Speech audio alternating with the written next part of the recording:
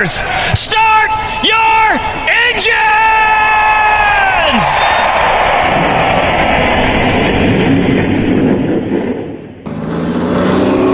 Yellow's out. Then we just let out wreck him.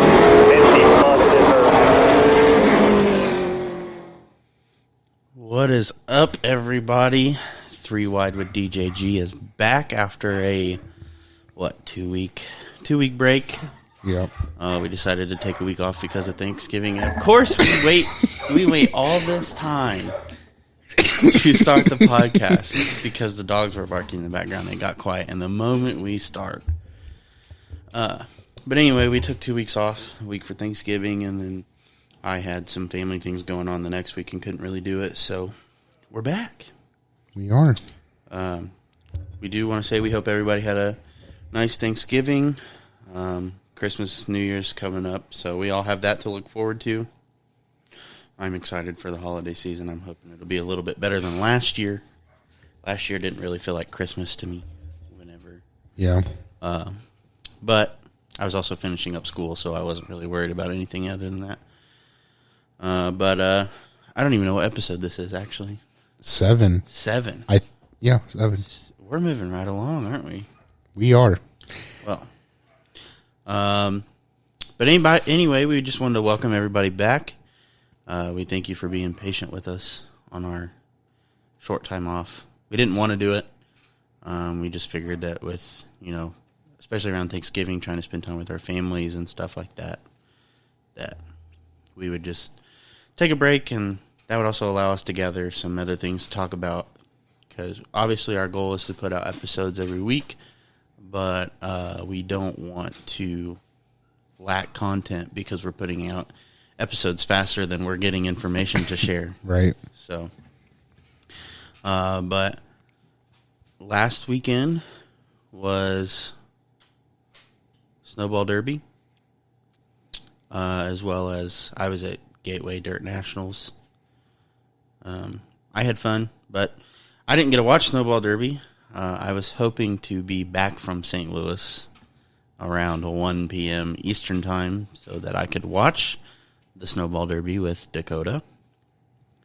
That did not happen. I actually got off the interstate in my hometown as the checkered flag came out. So, do want to say thanks to Dakota for giving me updates while I was driving, since I couldn't watch it. I probably could have, but I left my phone charger in St. Louis, so I didn't want to run my battery down on the way home and not know where I was. Right. But anyway, I'll let Dakota kind of give a little bit of a recap of Snowball Derby weekend, and I'll chime in with what I know. Yeah, so obviously the day kicked off with Racing America's pre-race show. Watched a little bit of that. Pretty good coverage of the day's events. And then we went into driver intros, and obviously we were rooting for Cody Connor. And then the race started. Everything seemed like it was going fine, like there was no major issues. I believe after the first pit stop, though, there was the first caution where there was a parking lot in turn 1. Was that after like a was it like a competition caution? I believe they so, ran yeah. So many green flag laps. Yeah. Gotcha. I believe so. Because I don't think it was really caution filled. I think that was the only major event that happened, and then they ran the rest of the race pretty clean. I guess the biggest news that came out of the race was Derek Thorne had a very dominant car. He led every lap, I believe, up until the final restart with like 5 or 6 to go. And Chandler Smith, depending on who you ask, made a move that lifted Derek out of the racing line, and Chandler was obviously able to capitalize on that, and he would go on to win the race. I'm going to go ahead and chime in on that part. Originally, I was like, I didn't know how much time was left in the race when I first saw the video. I didn't know when Chandler made the pass for the lead. So obviously, as a racer or as a race fan, I would have liked to see Chandler, try to make the move without moving him out of the way first.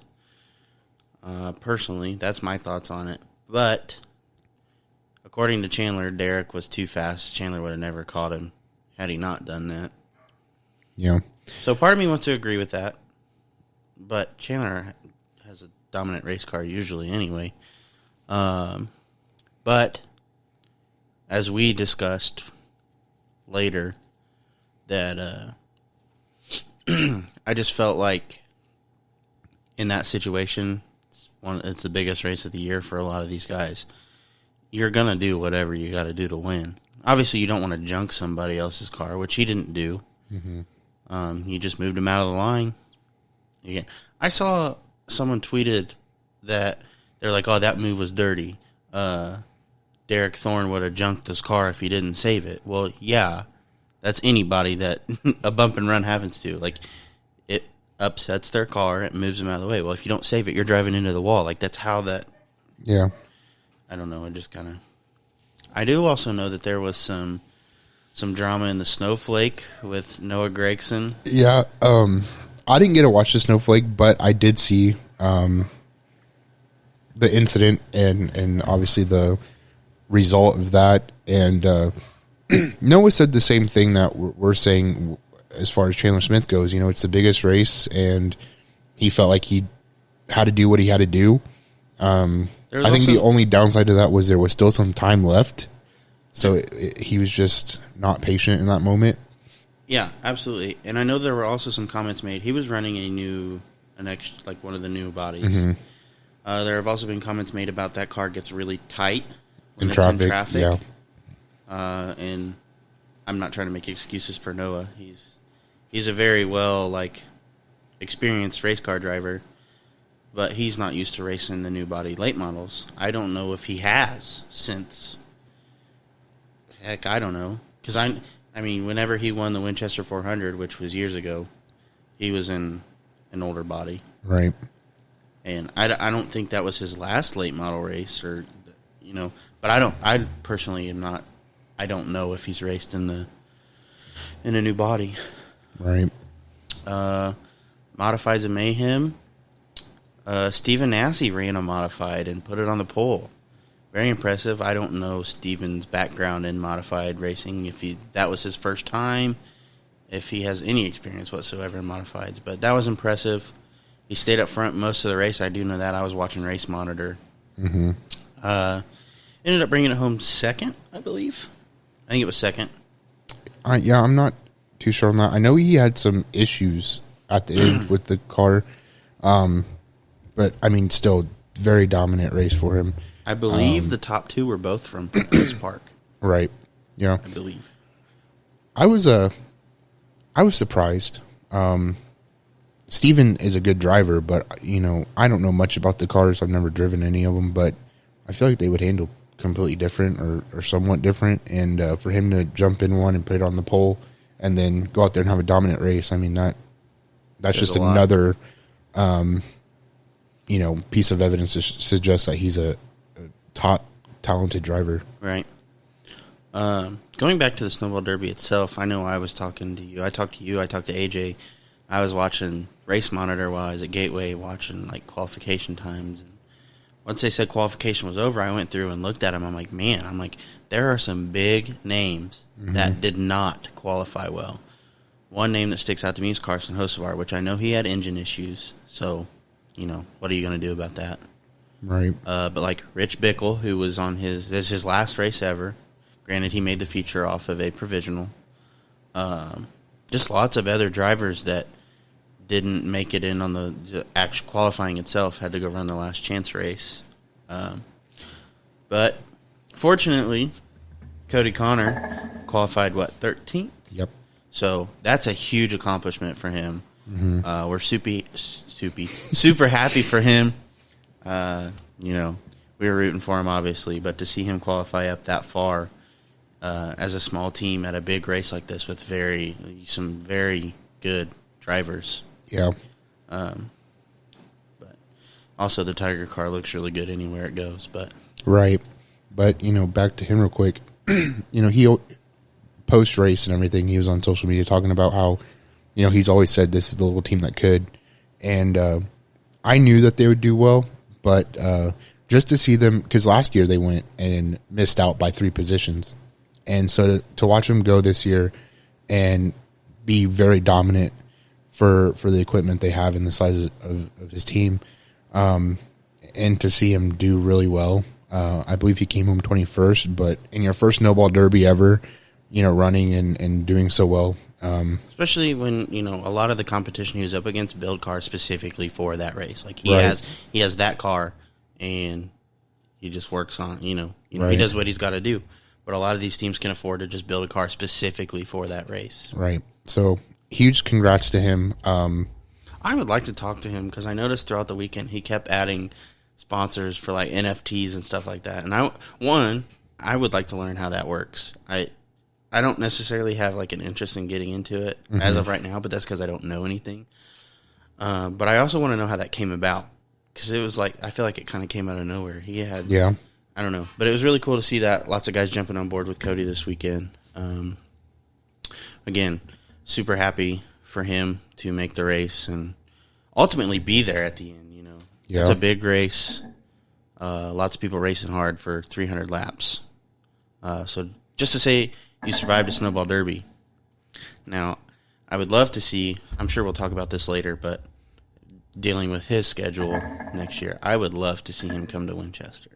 Oh, I think it'd be fantastic. I would hang out with him all weekend. I would, anything you need, you know what I mean? Yeah. You brought that up. Has he raced at Winchester before? I feel like he has. Unless I'm thinking of Bristol. I don't think you first saw, I'm pretty sure it was Nashville. Right. Okay, yeah. Nashville. I think that was the first time I ever saw that car. 'Cause I feel like I've seen Maybe he has been to Winchester before. I don't remember. I don't know. Don't hold us to that, but I feel like I've seen it at Winchester. Maybe I'm thinking of someone else. I don't know. I know it was at All-American 400. Yeah. I'm almost certain it was there. Yeah. I know it was for a fact because my parents and I talked about how good it looked, and up here in Indiana you only see so many cars and you're like, oh, I know who that is. I was like, I wonder who that is. Right. And so it's kind of cool to see it go full circle, I guess. To be fair, his car really, really, really sticks out. Yeah. Yeah. You can't miss it. Right. And he's even got the fire suit to go with it. Yeah. Which I think is awesome. It's the coolest thing ever. Talking about Snowball Derby. Before we go anywhere else, I do want to bring up the truck race. That's exactly where I was going. Okay. I really wanted to kind of talk about that a little bit and hear what obviously we've talked outside of the studio or whatever, but I'm pretty sure I sent you the video before you were able to see it anywhere else. Right, because I think I was at work, so I didn't know. Yeah. I didn't know what the hell was going on. Well, I just pulled up. I pulled it up on Speed 51. I was watching it on my phone inside the dome in between races. And I pulled it up, and there was just flashing lights everywhere. I was like, what did I miss? Right. I joined, right after it happened. So they kept doing the replay, and it was one of the nastiest racing accidents I have seen. Mm-hmm. So I guess Hunter Robbins, correct? Yeah. Was the one that hit the fence. Yeah. So anyway, what happened was they came off 3 and 4. Yeah.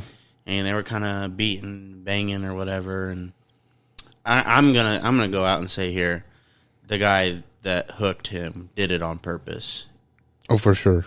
I don't want to point fingers here, but it looked. Seeing what I saw and knowing enough about racing to make that judgment call, I just don't see how you can get yourself out of that situation about, oh, it wasn't intentional. When from what I could tell, he had his nose in his rear the entire front stretch. His tires were turned to the left. Now, I'm not going to sit here and say that he meant for all that to happen. But. Oh, no. I mean, I don't think in the moment when you're pissed off, you definitely don't think to do something stupid enough to hurt somebody. Even though you're doing something stupid, you don't expect it to potentially be life-threatening. But at a track like that, they are carrying a lot of speed. So, yeah. I mean, I was watching videos. I saw a video on Twitter, and it was right when the green flag dropped, it's the restart, and the guy's camera is right on the inside wall. You just watch all the cars roll past. I'm like, this is the coolest thing ever. Mm-hmm. They're an inch away from the wall, but So anyway, Hunter got hooked going into one, and it basically turned him, and his truck started rolling. Yeah. So I'm pretty sure he hit the wall, like roof first. Yeah, because what happened was he got hooked, and it turned him so hard because they're carrying so much speed that I think his truck got lifted, and then that's the car on the outside of whoever turned him hit him again, and it kind of just like finished the job, and then it just threw him roof first into the catch fence and the wall, and I mean, they had to fix the wall, the catch fence. Yeah, I mean, it took chunks of concrete out of the wall. I'm surprised no one in the stands got hurt with stuff that got thrown. There's multiple angles of the wreck happening on social media. Very scary.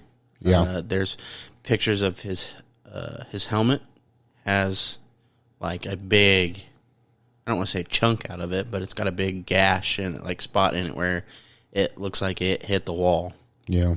His roll cage is like folded in. I mean, it did its job, obviously, but it's still, like, there's part... Dakota was showing me a picture earlier. So, like, the top halo, the right side of the halo was, like, folded down enough to where his head was exposed out of the halo. So, very, very fortunate. He walked away under his own power. I know he said he fractured, T3 vertebrae in his back? Yeah. So, obviously, adrenaline kicked in, and he thought he was fine. He's like, I'm just going to be sore tomorrow, but... thankfully, it wasn't any worse. Yeah. Because I for sure, when I saw the replay, I was like, oh. That's the first thought. I mean, we talked about this before about racing, and you know it's dangerous, but it's not something you think about. And when I saw that replay, the first thing I thought of, like, there's no way this guy's alive. Like, he's gone. Broken neck, something.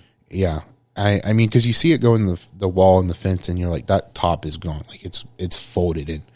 And well, when it comes to rest, it's just a wadded up mess of metal. Yeah, and it's sitting upside down anyway, so it looks like the entire top is just like gone. And I saw the replay that his dad was streaming on Facebook, and just to hear like the pain and the fear in his voice, I mean, it was very heartbreaking, and that's the stuff that puts everything back into perspective. And like, I've raced since 2016. I would never intentionally wreck somebody, no matter how pissed off I am, because of things like that. Obviously, something like that wouldn't happen.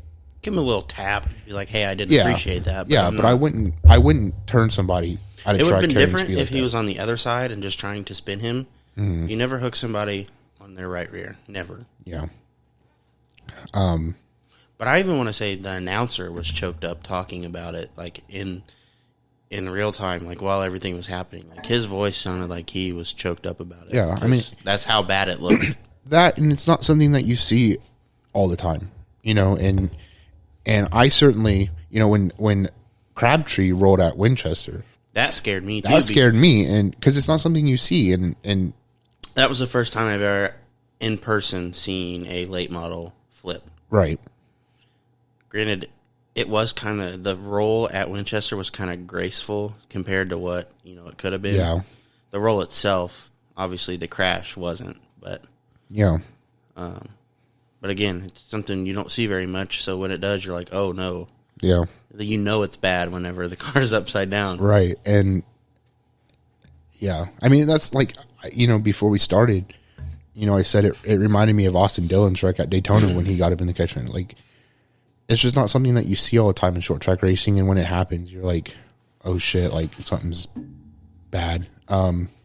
So obviously we're thankful that Hunter walked away with minor injuries compared to what could have happened. Obviously he has a long road ahead for him, but I certainly hope that the series or the track or whoever reprimands the driver that hooked him and makes a very stern call.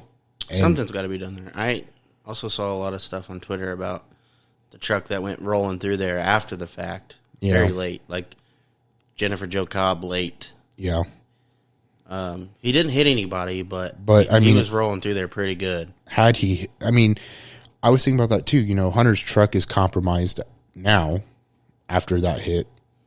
Had he not missed him and hit him It could have been way worse. It would have been way worse because that truck's compromised, and his head was exposed from the halo. There's not much left to protect him. So I personally hope that there's some disciplinary actions for the lack of judgment and the actions that led to something like that happening. Right. To set, a standard, I guess. Which I guess it's hard to deal with stuff like that until it happens. Right. Because like you said, it's something you don't see very much. It's hard to prepare for stuff that, like, you can prepare for it, obviously, but when it happens, it's still kind of like a shock. You're like, what just happened? Right. It's not like, oh, we were ready for this. Like, Right. But that's all I have for Snowball Derby. I hate that I didn't get to watch it. But I'm going to say something controversial. The racing was all right. It wasn't anything like exciting to watch, I guess. Like, I love watching the Snowball Derby, but it was like whatever. Right. So I want to say you didn't miss much, but to each their own. You might have enjoyed it. I still didn't get to watch it. Right, but it would have been better than driving home. I guess, yeah. Staring at my windshield for 5 hours. Yeah. But I guess move on to Gateway stuff. Yeah. So, okay, I got to start off with my story. So Thursday night, I drove down to Evansville to meet up with my best friend Chance, best friend from college. So I was staying at his house Thursday night. When his girlfriend got home from college on Friday, we were all going to leave to go to St. Louis. So I sleep in Chance's basement when I'm there. They have a bed down there now. It's a finished basement. Well, part of it's carpeted, part of it's like hardwood floor. They have a Roomba down there. I am dead nuts asleep. And at 3:30 in the morning, I hear, do-do-do-do. And this thing starts sweeping at 3:30 in the morning. And it is very, very loud. Well, to add on to that, they had just put out some Christmas stuff. So they had Christmas stuff sat out downstairs. So the Roomba hadn't calibrated that it was there. So it was just bumping into stuff, knocking stuff over into walls. And it was like, oh my gosh. I was like, Chance's mom was going to wake up and come down here and be like, what on earth is this kid doing at 3:30 in the morning? So where I was sleeping, I was over on the hardwood area. So I let it sweep the carpeted area. It was kind of quiet. Mm-hmm. Obviously, I knew it was on. But once it rolled onto the hardwood, it sounded like a freight train was rolling through. And it came straight over to where I was laying. And I rolled over and I smacked it to shut it off and went back to sleep. So that's how that started. Anyway, we get to our hotel Friday. We get everything upstairs. Well, first thing we figure out at the hotel is our AC doesn't work in our room. It was 78 degrees in the room all weekend. And I want to note that it was 72 degrees in St. Louis when we got there. It was hot in the room. Yeah. It also didn't help I had on like a Carhartt sweatshirt and pants. So it was a little more bearable when I had like a t-shirt and shorts on, but it was still hot. So we got everything there, and we just kind of set everything on the bed, and we walked to the Dome. We were a little late, I think. Not much. Mm-hmm. But, so we get in. You have to walk through metal detectors and whatnot. Go up the escalator, and we're on, like, ground. Well, we're above ground level, but it's, like, the main level for all the seating and stuff. And all you hear whenever we first walked up, they had midgets out on the track. And just the sound of it coming through, it was the coolest thing ever. So we took a lap just to kind of see who all was there selling selling merch. Check out concessions, which were outrageously expensive. It was $10 for a bottle of Michelob Ultra. Yeah. It was $11 for mixed drinks. So, which I don't think I drank. I maybe had one Friday. But I had a beer Saturday and a whiskey and Coke. But I didn't pay for either, or I paid for the whiskey and Coke. Kaylin bought me the beer. But lots of racing. The track got very, very, very, very, very rough at sometimes. Like, the modifieds tear up the tracks the worst. but it was so bad that they would hit ruts and all 4 tires would come up off the ground. Like it was insane. Only saw 3 cars flip the whole weekend. 2 midgets and a late model. Mm-hmm.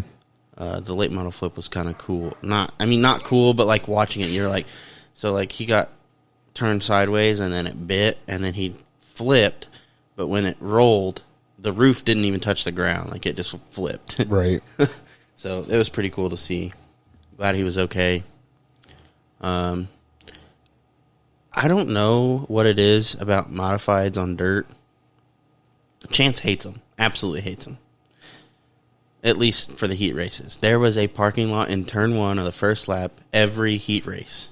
Every heat race. And I think a lot of it has to do with, one, they're pretty big, pretty long. They're kind of awkward.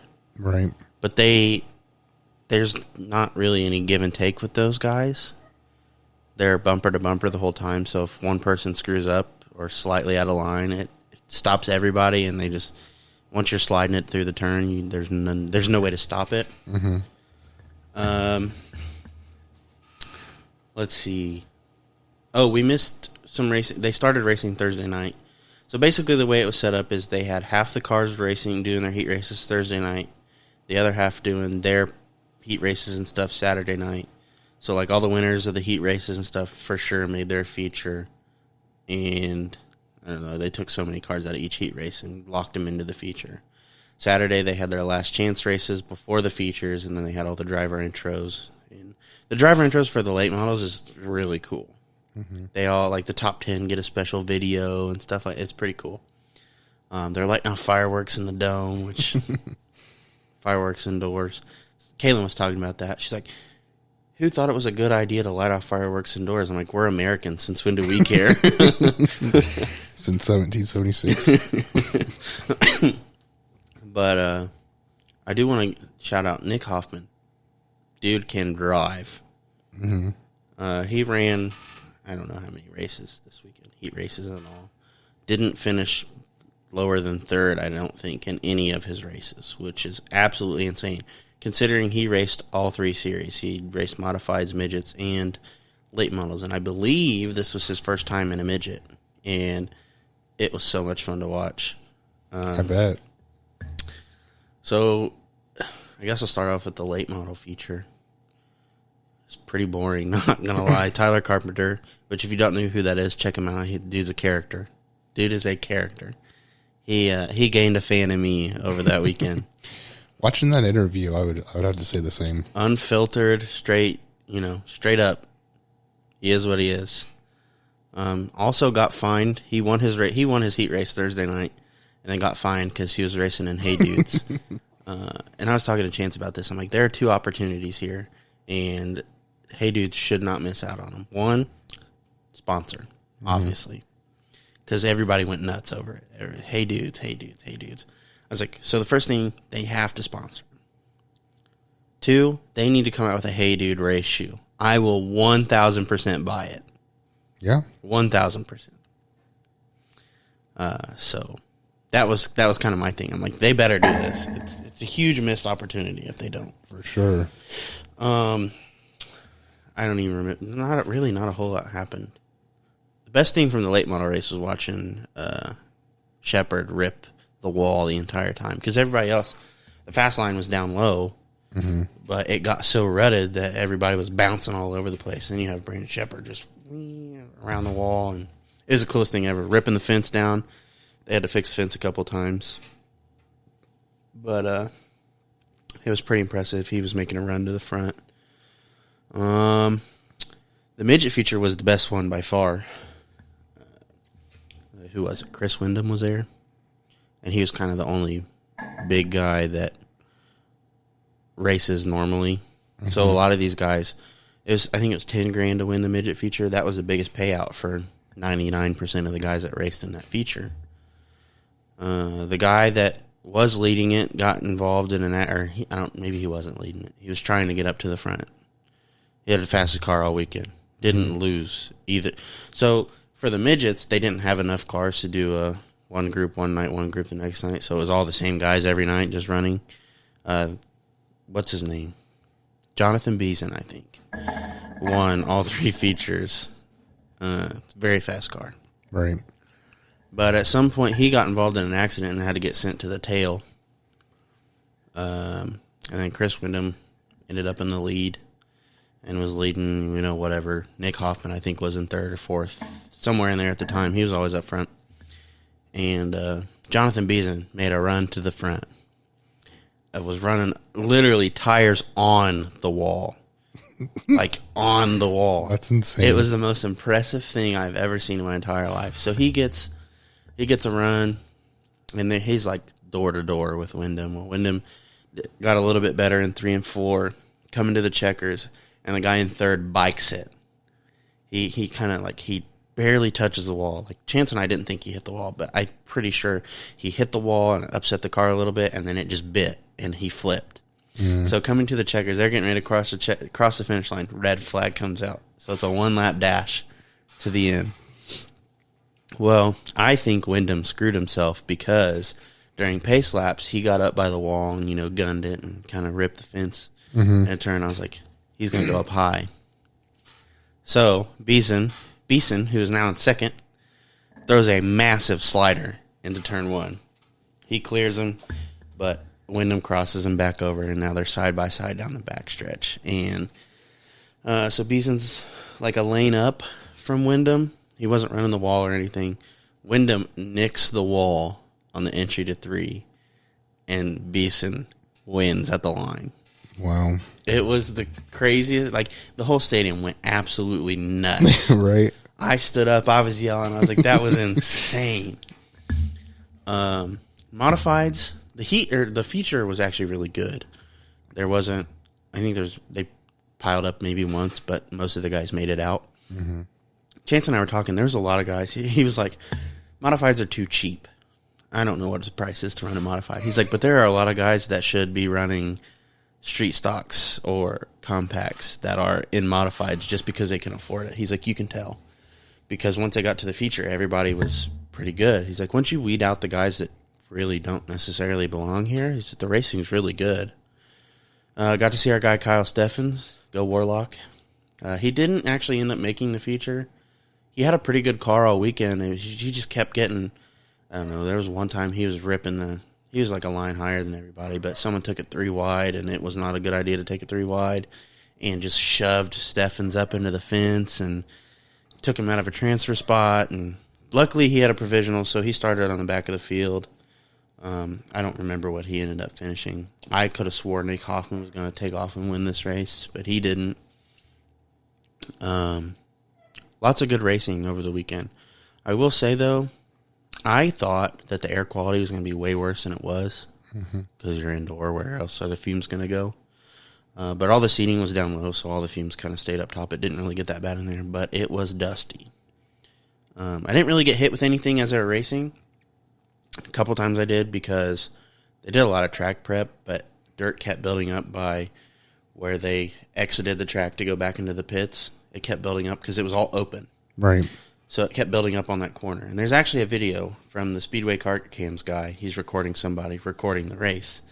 And he's in this little pit exit area. Yeah. And there's tires off the track. Yeah. Like in this little exit. And he's just chilling.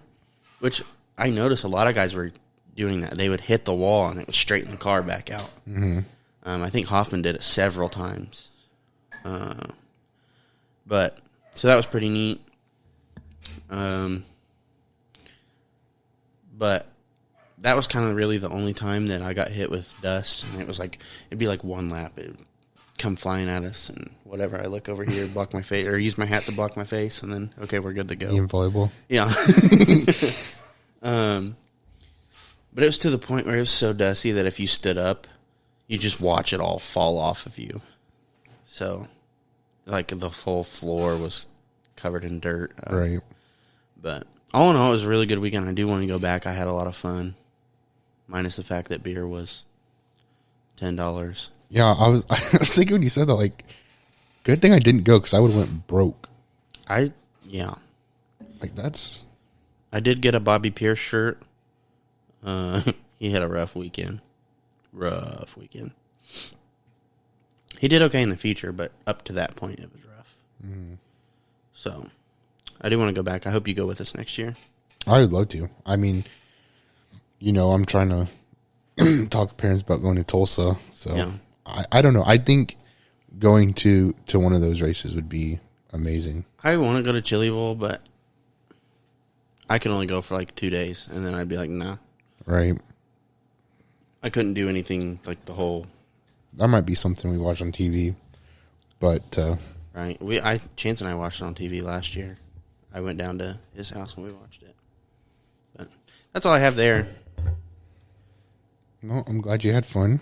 I had a and blast. Made it back safely. Still miss the Snowball Derby. But it's all right. Yeah. All right. The next couple of topics is going to focus on NASCAR. As I had suspected, off-season was going to be a good one. So the first bit of news is that GMS actually bought the majority, I believe, of Petty Motorsports. Yes. And so with that merger, there's going to be 2 cars that they field in 2022. The 42 and the 43. Yep. So Ty Dillon will be in the 42, and Eric Jones, who was with Petty, will remain in the 43. I guess it kind of came as a shock with the whole GMS Petty thing when I first saw it, but I wasn't sure what the future of that looked like. I didn't, I was like, I just kind of went along with it. I was like, oh, okay. I was going to say, it definitely caught me off guard because, we knew that there were rumors prior to the season ending at Phoenix. We kind of had an idea of, which teams would buy out other teams or whatever, or teams would merge with other teams. Definitely don't recall that one being a rumor on the street, but hopefully it yields good stuff for both parties, and hopefully it gives Ty and Eric a better opportunity in 2022. Right. The next bit of news, A lot of the stuff, the news that we have this week, I don't have a whole lot of input on. I just know that there's quite a bit. yeah, Just there. Well, it's kind of one of those things where it's like, okay, you say it, but there's really nothing else to add to it. right.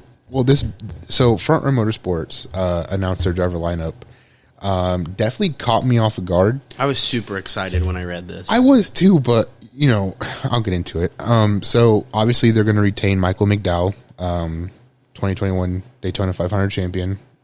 Obviously they would keep him. This part, I'm iffy on. I think they did skip a huge step. A huge step. Yeah. So they announced that Todd Gilliland, my boy Toddy G, huge fan, is going to be running their second Cup car. Now, here is where I'm having issue with that. Obviously, Anthony had his rookie year this past season with Front Row Motorsports in the 38.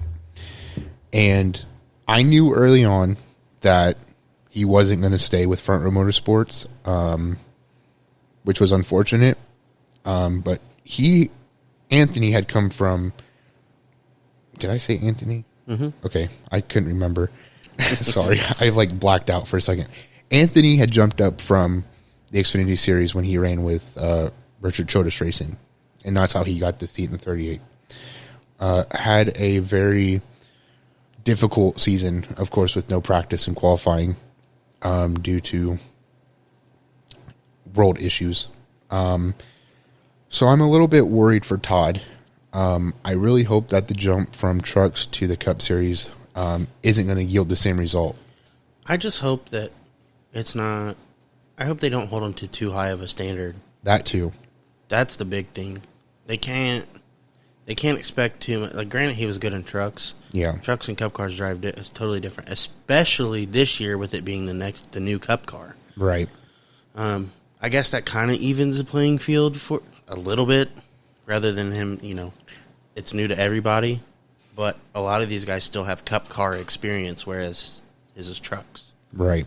Now, did Anthony have any background?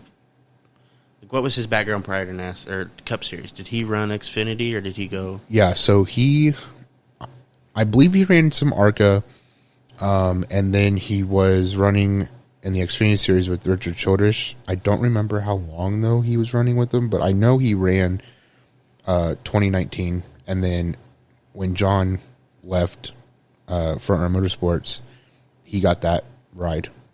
Which, see, I just wasn't sure if his past experience he was dominant. Because I know Toddy G was pretty good. He's pretty good in the trucks. Yeah. So I'm not trying to take away from him at all. But I would say average. It's a whole different monster. Yeah. As far as Anthony goes, I would say average. Now, Toddy, jumping from trucks to Cup, there were rumors that they were going to have an Xfinity program just for Todd to get the experience to jump up in a Cup. Obviously, that's not true. So I'm so proud of him, and I'm glad that he's able to stay with Front Row, and I'm glad that they have that figured out. But I still have doubt that, like you said, I hope they don't hold him to a higher standard, and I hope that give him time to develop his right. his skills in a Cup car. Let him ease into it. Don't put too much pressure on him too soon, because I just don't think it's going to end well. That's the point I'm trying to make. Because now Anthony's out of a ride, his future is uncertain, and that may have been his Cup career. As much as I hate saying that, and I really don't want to see that happen to Todd. I think Todd has a lot of talent and potential, and I really don't want to see him get a season or two in a Cup car and then that be the rest of his career. I think if that happens, it starts, like, if we notice it's going to happen, if NASCAR fans or Front Row fans in general notice that that's going to happen, there will be a lot to be said about it. A lot of people will have a lot of words to say about it, because it's two drivers in a row that you didn't really give much of an opportunity to. You're just like, you throw it all in their lap and expect them to go win a championship with, and I feel like that's completely unrealistic. Right. And, I think they got it figured out. I obviously felt like Anthony was just a placeholder. I think Anthony is very talented. I don't think he had the opportunity that he deserves to really prove himself in Cup, but I figured he wouldn't stay long. But if it does happen to Todd, like you said, there's going to be a lot of outspoken people, and I can promise you I will be one of them, because, people talk about it all the time where, people make a jump from one series to another, and a lot of times it's the end for them if they don't have the opportunities and the resources to be able to develop themselves as drivers. How long has Todd been with Front Row? I believe that was his second season in the trucks, so not very long. This would be his third season, I believe. Alfredo wasn't with him very long either, was he? One season. So yep. I think the fact that he has some background with him in trucks will benefit him in the long run, as far as keeping him around, and you know what I mean? Like, they know what he's capable of driving wise. I hope that I'm sure they do, but you never know, obviously. They're trying to win races, and if that's not happening. Right.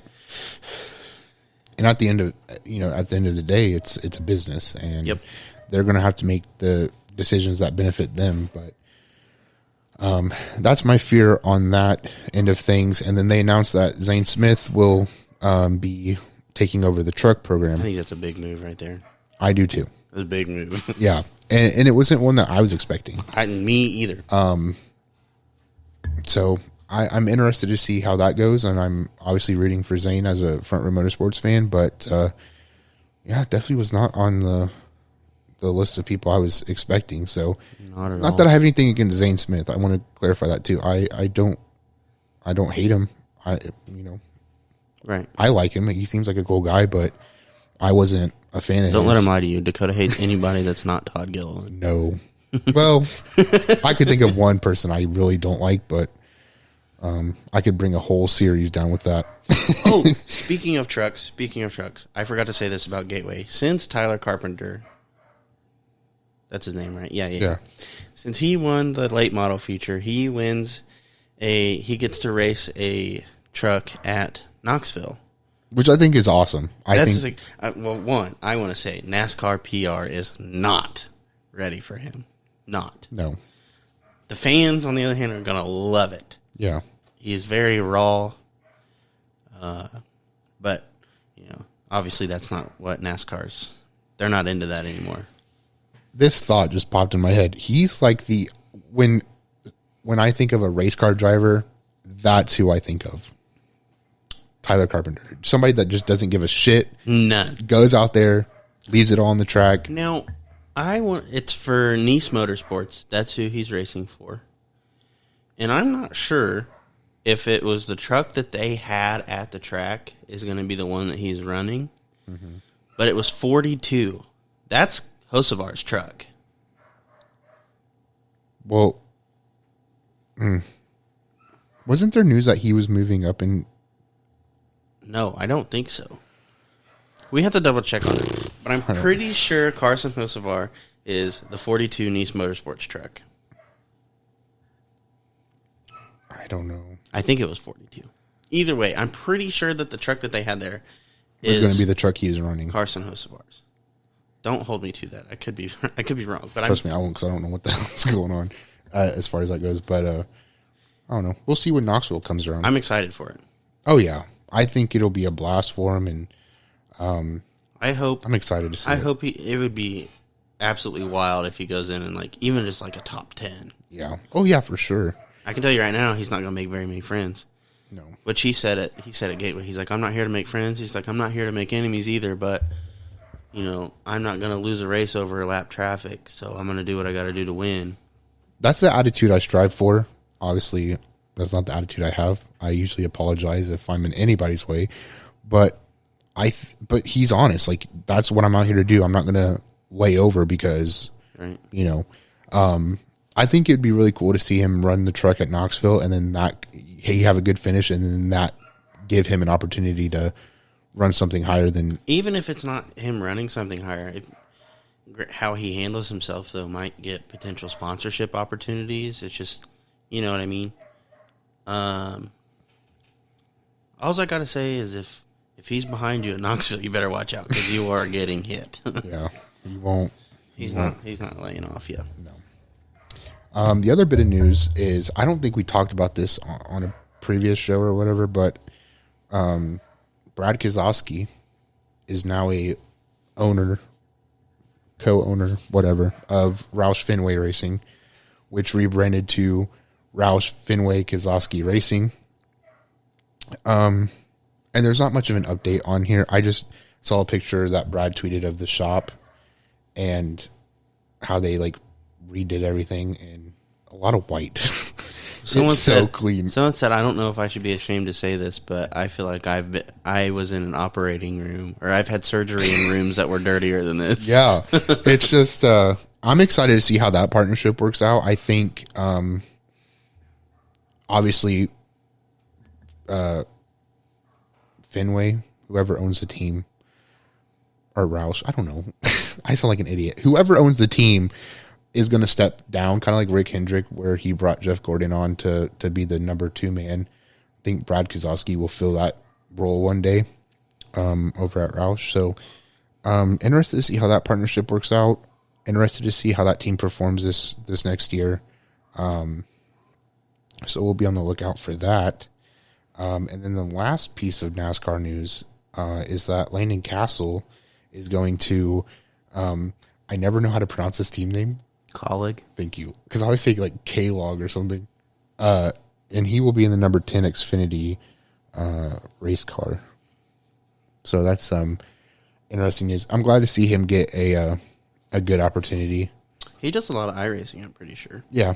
Yeah. And I'm actually pretty sure I follow him on Twitch. Yeah. And he's been racing in a while, and he's definitely one of the guys. I remember reading an article about him and how he raced for a team and didn't get a paycheck. He was racing for free, but that's how bad he wanted to do it.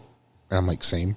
But to see him go from that to racing for a very dominant team in the Xfinity Series, I'm also excited for him. So best of luck to him. And then I guess the last piece of news we were going to cover, during PRI, a lot of the schedules dropped. I'm so sad we're not there. I don't know. I think tomorrow's the last day. It is. There was a lot of people there, today, whatever, that I wanted to see. Stephen Nasse was there. I would have loved to go sit and talk with Stephen Nasse or just say what's up. Kyle Frame. Frame was there. So if you're there, if you listen to this before you go to PRI tomorrow, I don't know if he's there tomorrow. Maybe it was just he yesterday. is, yeah. Anyway, He's there tomorrow. If he's there tomorrow, go say what's up to him. Go check out his car. He is in the process of building a new one. I've been keeping up with that on Twitter. I messaged him. He messaged me and said, "Hey, I used your money to buy this," and I was like, "Dope." And then I told him about how I had a Civic and everything. So we talked about that for a little bit, which I thought was cool. And he's like, "Well, what do you hope to do with it?" And I was like, "Well, I hope to run Pro Compacts one day if I ever get the money." I was like, "But yeah, I have a Civic. It's just not as fast as yours." It's gonna be. He's a really cool guy, and I enjoy talking to him. So, but yeah, if you see him at PRI, definitely stop by and talk to him. Tell him the podcast sent you. Yeah. Kyle Steffens was there. I don't know if he's still there. He had his Usac Silver Crown car there. Someone from the drift community that I follow, her name's Amanda Sorensen. She was there today. Just lots of people. The Hunt the Front crew was there today. If anybody's familiar with them, they're a dirt late model team out of Florida, I'm pretty sure. My uncle's a big fan of them. Kind of got me started behind them. I was hoping to see them in their Super at Gateway, but they went and ran another big race. But after talking with my uncle, he said they got another super late engine. So I think they're going to have 2 super lates. That'd be cool. So that'll be cool. I know, just lots of stuff. I was looking at, I was looking at pictures of racing sims. Yeah, which were amazing. I wish we could. That one that I sent you and Hunter earlier was absolutely insane. Yeah. I sent it to you on Twitter. None of you ever responded. I don't know if you saw it or not. Yeah, I saw it. But that was bogus. I don't know if I've ever seen anything like it. I don't even think I could do it because I saw the button box and I was like, I don't know what the hell any of that would be for. Like, I mean, it's like what I have on the way. know, but I'm just saying, I'm used to the freaking steering wheel and the pedals and a shifter on my desk. I know. I have the basics. It would have been weird, that's for sure. But anyway, if you're going to PRI tomorrow, stop, say what's up. Check him out. Really and have cool some guy. Fun for us because we really wish we were able to go. Hopefully. Would be nice. I screenshotted these and I don't know what series they're from. It's all right. Well, you figure that out. I'm going to talk about. I saw another picture on Twitter of a new 5-star body of Stephen Nassie's super late model, and it was the most gorgeous thing I've ever seen in my entire life. So, are we on board with the black? I think I am now. I've grown to at it. First, I was like, I don't know, just because I thought his white super late it's really pretty, right? But the black grew on me. Mm-hmm.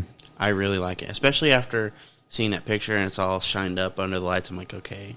And then I think on his driver's side door, he has Classy Nasty, and on the passenger side, he has Nasty Nasty. Yeah. And his derby shirts were like that too. It had Classy and Nasty Nasty on. It's split in half. Mm-hmm. I subscribe to his. I get text alerts whenever he's having sales and stuff like that. Yeah. So, in case I ever want to hop on that. I did too, back when I was going to college. And I went and checked his website recently. I think most of the stuff is sold out, obviously, because it's Stephen Nassie, but I need some more merch from him. Me too. I need to hit up Cody, trying to get some of his stuff too. I don't know if I want a t-shirt or a sweatshirt. Right, and I was going to before Snowball, and then I was like, I just didn't do it. I also saw that Kyle's he had a t-shirt for PRI, I believe. Yeah. That had his car on it. That was pretty dope. I thought about seeing if I could get my hands on one of those. Just lots of racing merch I want, Same, but I don't have the money. But I do hope to get some more Steven merch. I obviously Good thing Christmas is coming up. I suppose. Cody, obviously need to get something from him. Kyle needs to. I think he did have some merch at one time, like his own, away from PRI. But I'll have to check that out. Yeah, we'll have to get a hold of him. I figured it out because I looked at the lap numbers. I'm stupid. So the All-Star Tour, CRA announced their schedules for the the next season, 2022. So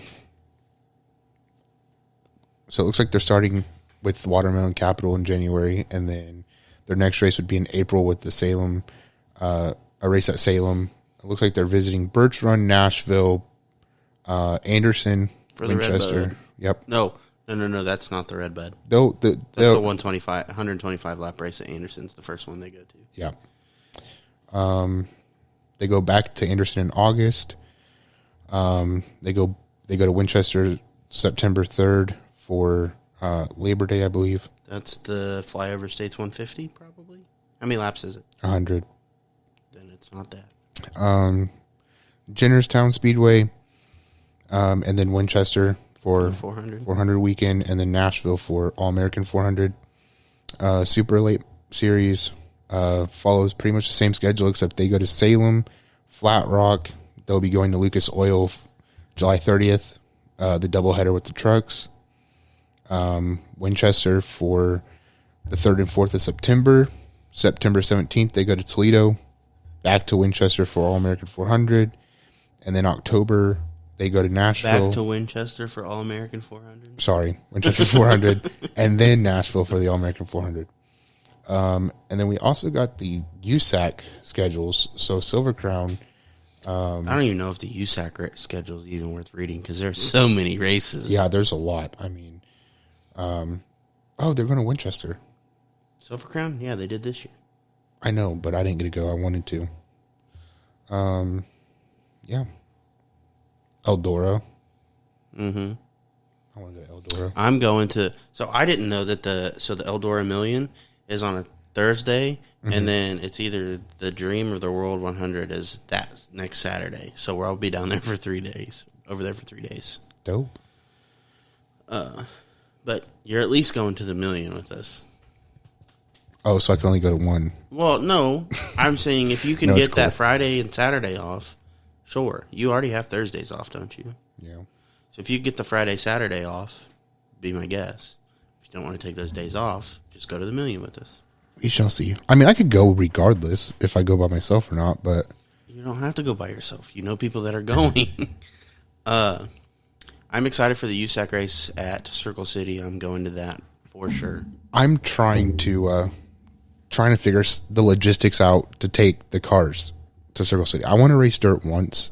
There's no see way what we it's can like. take all three cars. No. to Circle City. It would obviously have to be like... One at a time. Like Yeah. One of us goes one weekend. One of us. Yeah.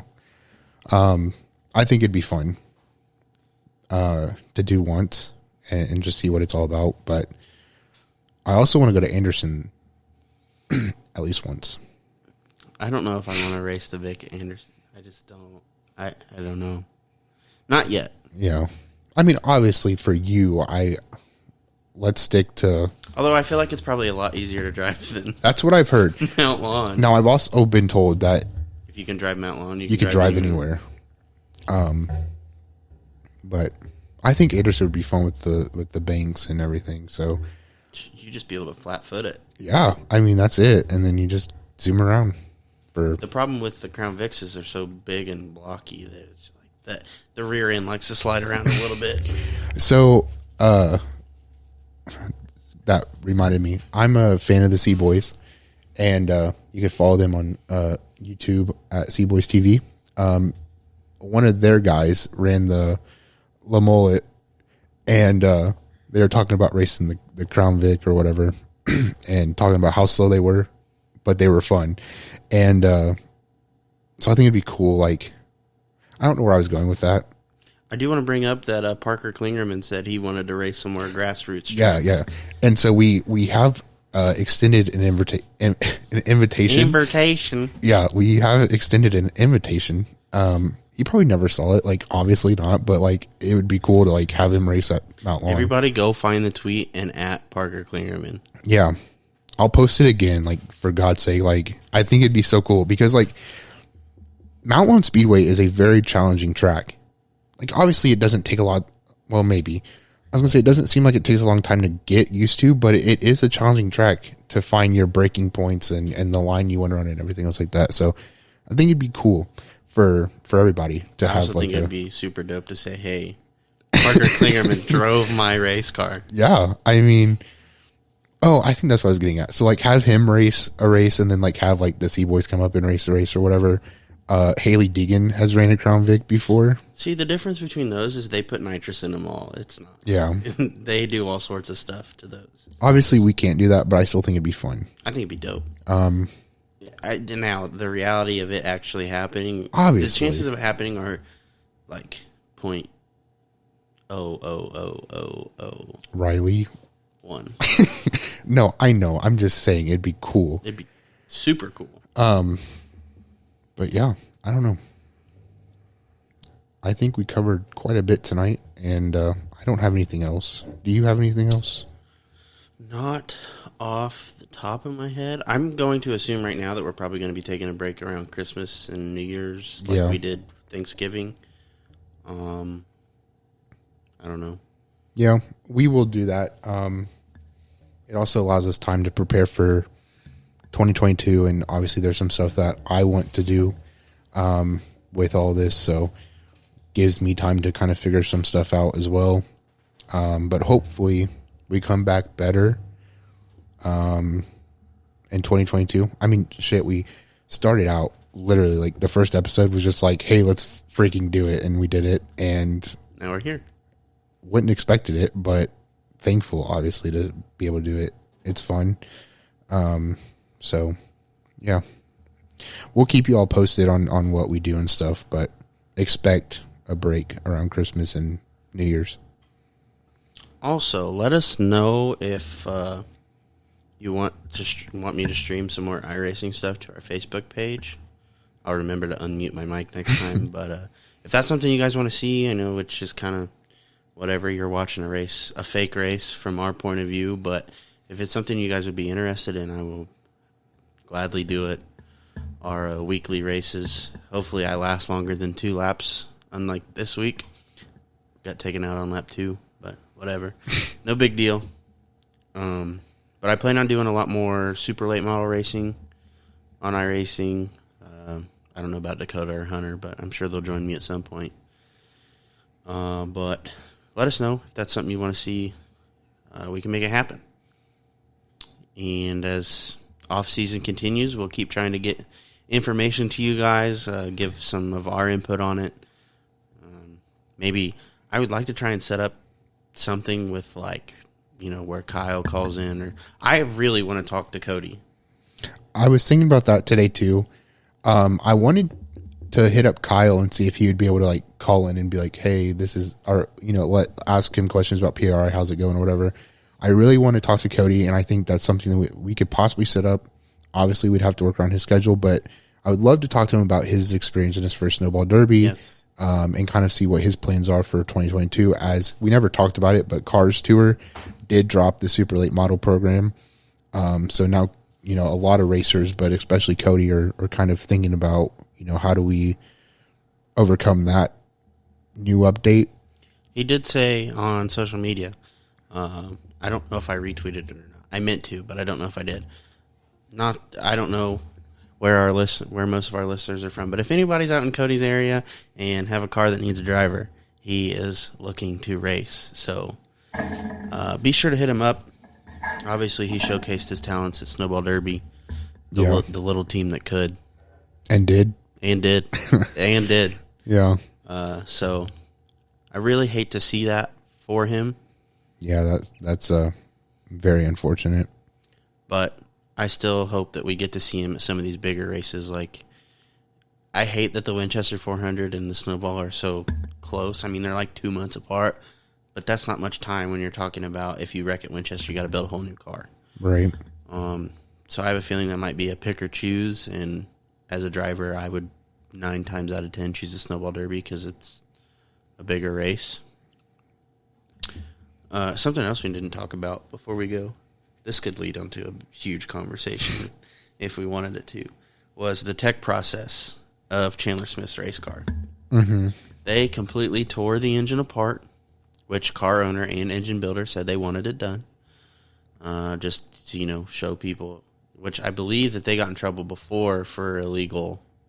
They failed tech or whatever, but so they wanted to show everybody that their car was legal, that they did everything the right way. The engine was mileaged out anyway, so it had to be rebuilt regardless.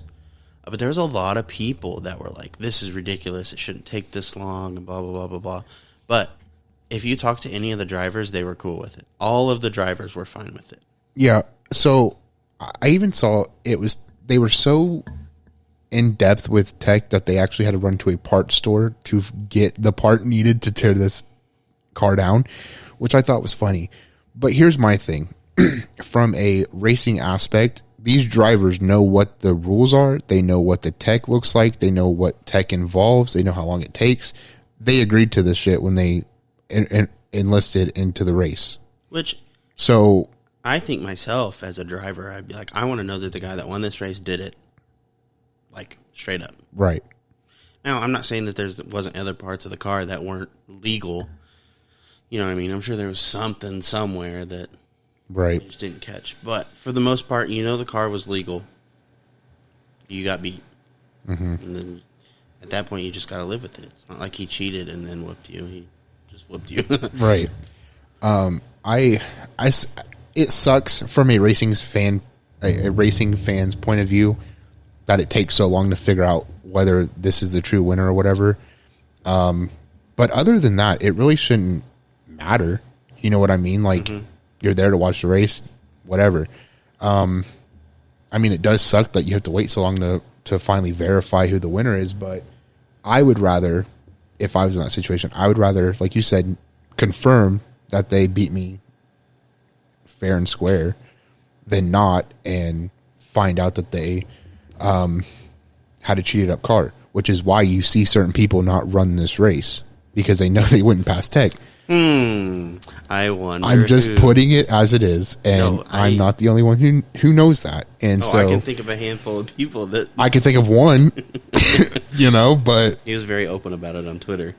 I'm sorry, not to get off topic here, but my tweets following post All American 400 were pretty funny. Oh yeah. So yeah, they were. But no, I mean, like I said, going back to end of the day, they knew the rules, they knew what tech involved, and they agreed to it when they signed up for this race. So it is what it is. Like you said, every driver is cool with it. The only people that weren't okay with it were the outsiders. The people who don't know what the hell they're talking about. And I don't want to sound like an ass, but racing isn't very complicated, and it doesn't take a lot to know what is going on. And if you don't know what the hell you're talking about, maybe don't talk. Because that's a hard concept for people to understand, though. They always want to have input on something.